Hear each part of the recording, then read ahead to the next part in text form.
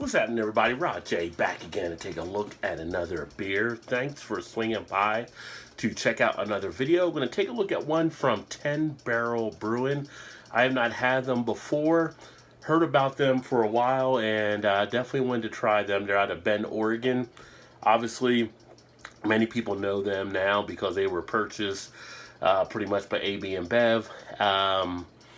You know, it's one of those things where people say, well, they're not fully craft beer anymore. You know, that's cool. We're still going to check out the beer and see how this one tastes. Of course, because of them being purchased by AB and Bev, they actually opened up distribution for me to be able to receive them where I'm at out here in the Cincinnati area. So that's the other side of the sword. You know, when they do get purchased, people are sad that they're purchased by these big companies, but when they are purchased, it opens up distribution. Let's go ahead and check this one out and get it into a glass. Now, this comes in at 6.8% ABV. Didn't have the IBU listed on the bottle, but it is a raspberry IPA, and that's what kind of caught my eye when I saw that, outside of it also being 10 Barrel.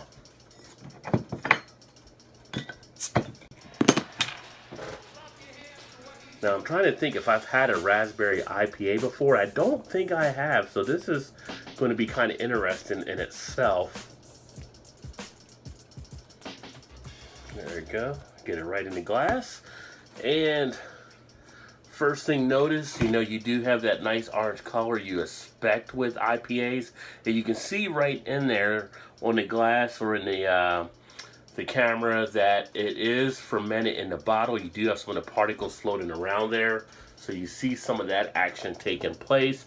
Nothing really to worry about along the lines of it being like the additional yeast and the remnants there, but you will have that with this beer, it looks like. And the head came out lower than a lot of the other IPAs. It came out with just about a finger of head. Now it's down to a half finger. So appearance wise, that did not really stack up to what you would usually expect on an IPA, at least the ones I'm used to. Aroma wise, you get the raspberries coming out pretty easily, not having to sniff too hard there. I'm also getting some hops and a little bit of the malts on the back end too, so I am picking up a little bit of the malty undertones. And it's got that sweetness from the fruit as far as the taste. Taste-wise, I get the raspberry flavor coming out of this one. It's not overly strong. You get it there, but you're getting a good amount of bitterness as well. You definitely feel that, and that kind of takes away some from the raspberry feel. You have some of the dryness on the back end on the finish. A little bit of astringency in there as well. The body of it, a nice medium body beer. Nice sting to the tip of the tongue.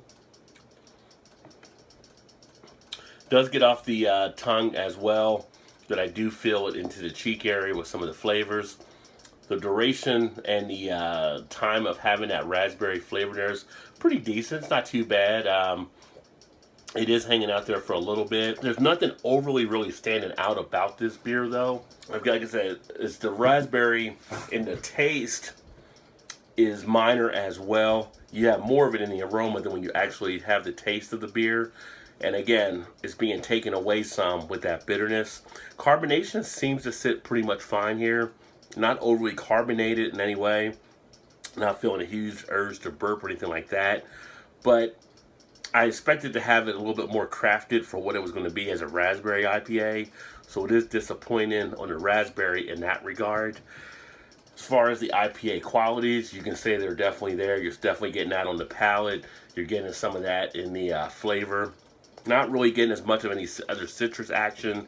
It's mainly more wrapped around trying to do that raspberry trick with this one to try to get people in on this beer and doing a little different with that raspberry, which they probably use some type of raspberry type liquid juice or something along those lines, because it's really not that long lasting in that regard. But I mean, as an IPA, it's there.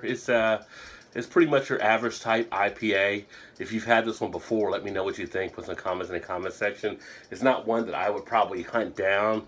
If you happen to see it, you might want to give it a try. Do have a little bit of lacing, although the head is just about going at this point. There's not a lot of stuff I can really say about this one. It's not a horrible beer. It just didn't please as much as I thought it was going to do. So kind of a middle of the road, or a little bit less than a middle of the road type IPA. So again, this is the Raspberry IPA from 10 Barrel. If you've had this one before, let me know what you think.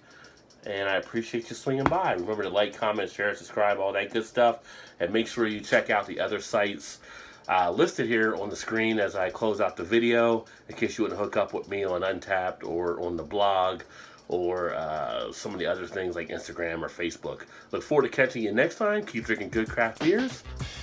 Cheers.